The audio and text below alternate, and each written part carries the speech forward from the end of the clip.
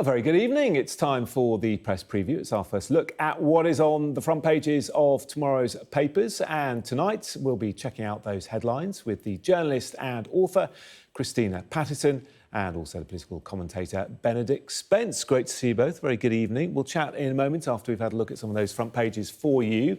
Let's begin with the Sunday Telegraph, shall we, saying that the Prime Minister could be about to scrap the second half of the HS2 railway line after a shock increase to its estimated cost. Well, it's the same story on the front of The Observer. Rishi Sunak is facing a massive backlash from senior Tories over the potential U-turn.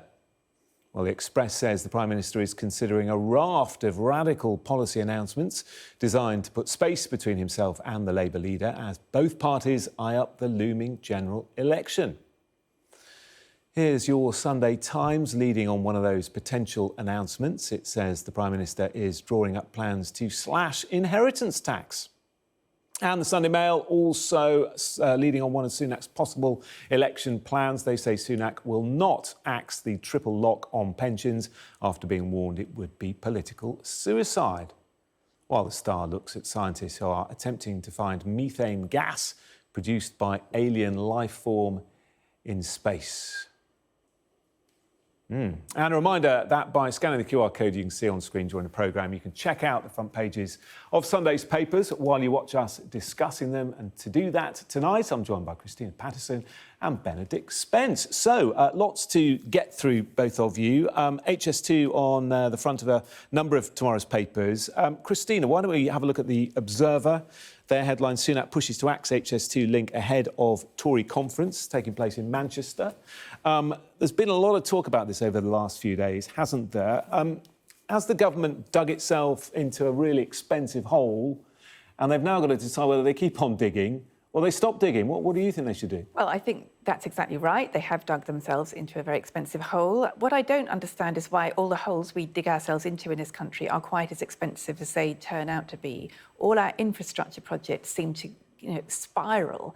And I don't think other countries have such, in Europe in particular. They're just not so completely out of control. But I do think for anyone in business at the moment, life is impossible because Rishi Sunak is, someone has clearly told him, axe this, axe that, show who you are, put dividing lines between you and Starmer because they want him to, even though he's massively behind in the polls, they think this is his only chance of winning an election.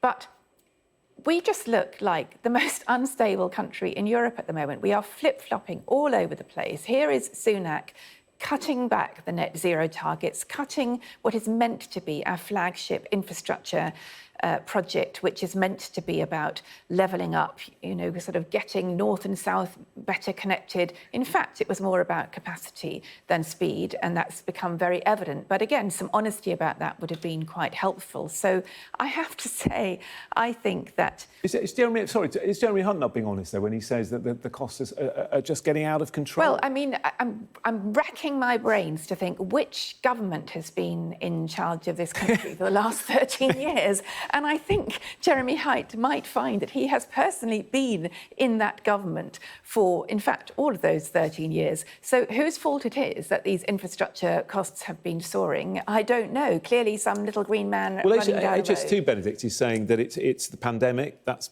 partly caused it, inflation, and there have been a lot of external factors that have pushed prices up. There are also, I mean, the thing is, when it comes to this country, you get the country you deserve. And I'm afraid, as much as anything else, it is partly the government's fault, but it is also partly the fault of numerous different competing special interests that mean that actually we have to go through all sorts of loops and holes in order to get anything built. Now, some of these are very noble things like health and safety precautions, obviously environmental policies and things that, various different boxes have to be ticked. But it's when you sort of get down into the nitty-gritty details of this and you look at how much, for example, was spent on tunnelling so as not to arouse the ire of certain landowners, so they didn't have to look at a railway going through their land, house owners and the like, that you begin to see actually where the money starts to go and the amount of money that then goes on consultancy fees and things like that. And it's not just, obviously we all know that it's not just HS2. There was the news yesterday about how much it's going to cost to renovate the House of Commons, and that's going to be 20 billion over the course of about 30 years, because it has to be everything has to be about, obviously, things like health and safety, but is this a fire hazard? Is that accessible? Is this environmentally friendly? It's so many different things, and that's before you even then get into the legal challenges. Another example, Sizewell C, a vital source of electricity for this country, now got to go back to the courts because some local people don't quite fancy it being there. And I'm afraid that's why when I say you get the country you deserve, we have such a thorough set of checks and balances on infrastructure projects in this country that it is contributing to stifling any kind of building, be it a reservoir, be it a housing estate.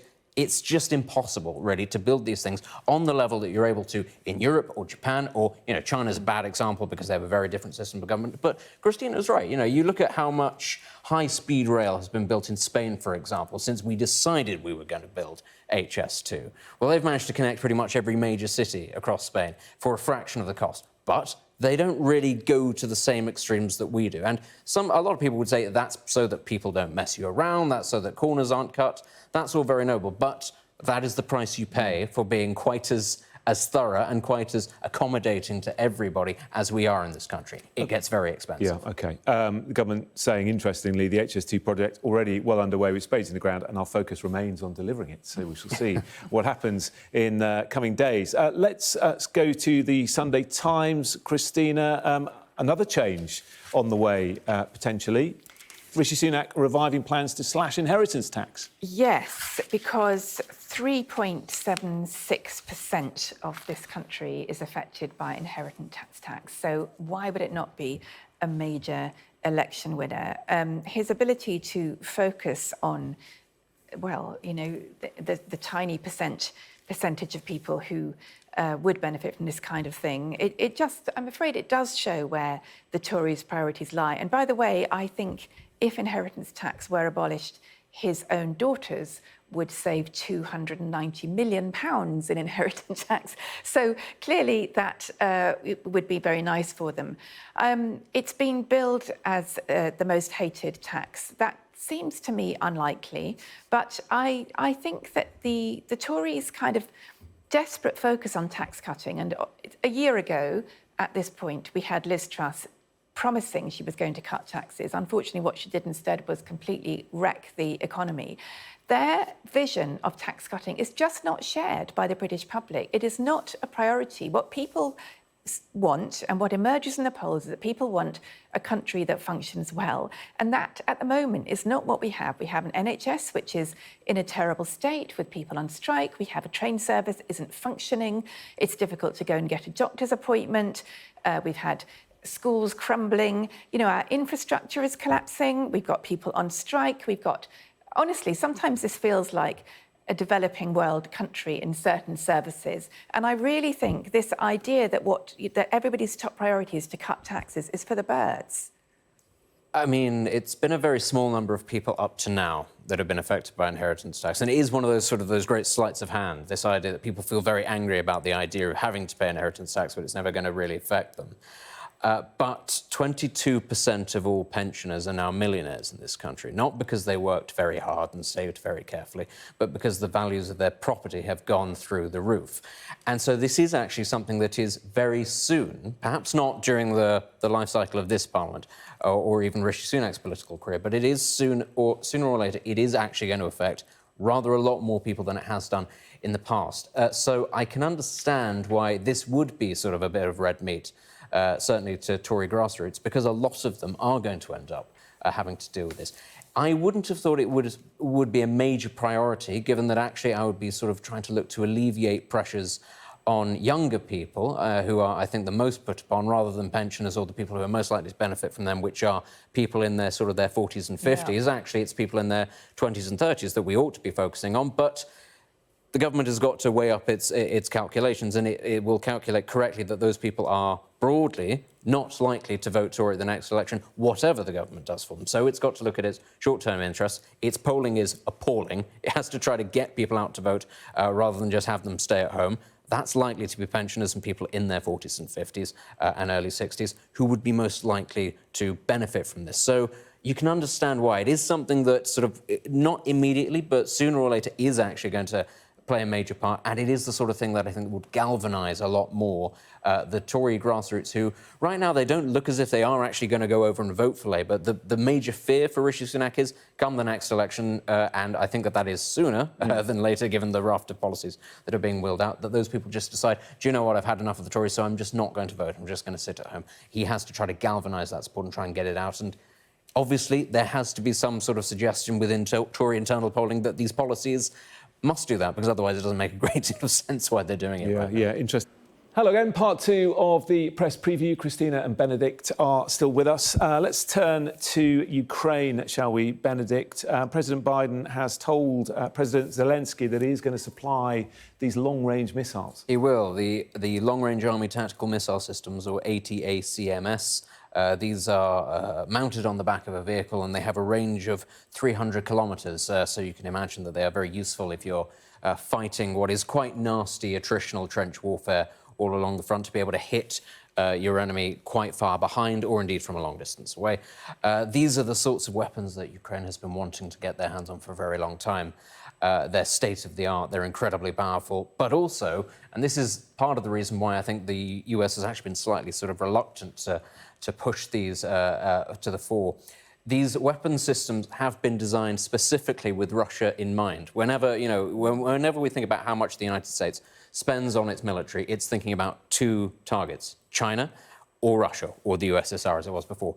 And of course, that also means the actual installations. I mean, we saw the missile attack on the base in Sevastopol previously this week. And when you're watching something like that, you realize that it is being destroyed with missiles that were specifically designed for that building, not approximately for that building, because that will have been on a list drawn up by the US military a very long time ago. And of course, the Ukrainians know this. They know that the US has got an entire arsenal that is specifically designed to hit the Russians, and that's why they've wanted this for so long. And in some ways, it's very useful for the US, because it means that they will now get to see live action firsthand whether or not all those tax dollars have actually been put to good use, whether or not these things are going to work. But as we all know, it's been a dreadful stalemate, this counteroffensive by the Ukrainians. It hasn't really been able to deliver the sucker punch that they'd wanted.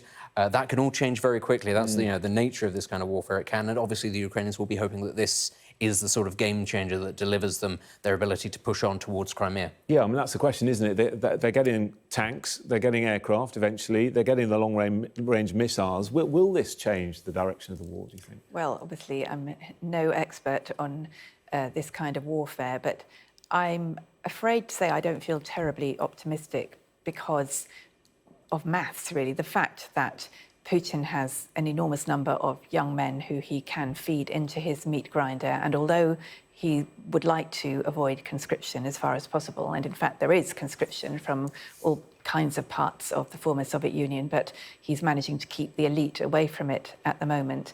I think he's in there for the long haul, and I do think unfortunately, support for Ukraine is waning as costs mount. And when we see what happened with Poland this week, Poland has been incredibly supportive, and they have fallen out over a grain deal with Russia. And as a result, they've said they're not going to supply more weapons. Well, Poland was one of Ukraine's closest allies. So obviously, I hope that Ukraine will win. I hope that Western support will continue. And I hope that these fancy schmancy, extremely expensive weapons will turn the tide. But I don't think that Ukrainian determination on its own, and Zelensky's charisma on its own, and his ability to win support of leaders, I don't think that's going to be enough. I think it's going to take more than that.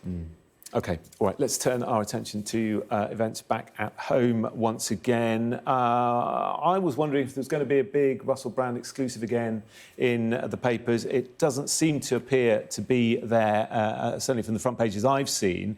But the Sunday Times, Benedict, concentrating on the fate of former BBC bosses, because I suppose the big question now is, did management at the BBC almost turn a blind eye? They need the talent, they need the audiences that these names bring in, and are they prepared to sort of turn a blind eye to certain behaviours? It's a familiar story, isn't it? Given large organisations like the BBC in particular, not wanting to sort of necessarily equate Russell Brand with people who also worked at the BBC and were found to committed or behaved in an appalling way.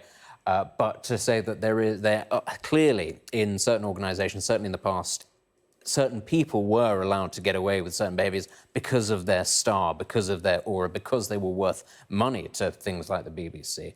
And it is always going to be that question, actually, how much of this was actually known? Because, you know, this has all been sort of drip-fed, if nothing else, through Russell Brand's own comedy routines, where he sort of alludes to this sort of behaviour, and everybody at the time laughed. And it's that sort of hiding in plain sight, to use that slightly nasty expression again. Was it hiding in plain sight? Were there people who turned a blind eye to it? This is what I think. Given that this is the BBC, this is the licence fee payer that these people have to answer to.